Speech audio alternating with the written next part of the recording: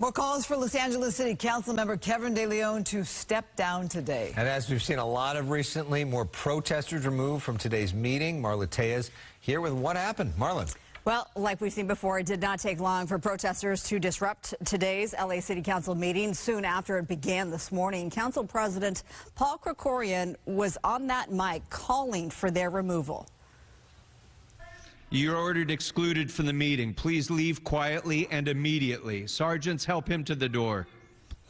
So this was just the first instance in which protesters were ordered removed today. The protesters were calling for Councilman Kevin De León to leave the chamber. The meeting began with De León standing in the back of the chamber talking to staff. This here is file video.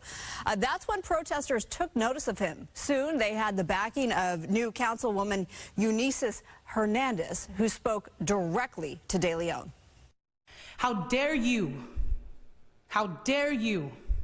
continue to show up to these chambers and make yet another day that should be focused on life-saving tenant protections about yourself. I am not okay with your presence on the floor today, and I want Angelenos to know that I will be throwing my full support behind recall efforts to remove you from office.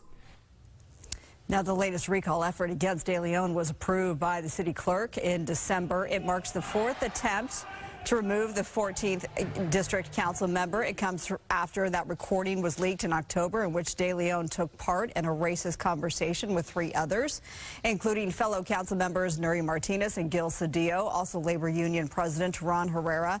Martinez resigned, Cedillo termed out. De León's communications director says De León is not going anywhere. He sent us this statement that reads in parts, Council member De León stands by his decades-long legislative record of always protecting and empowering marginalized communities. He has been especially vocal about the struggles of working-class families.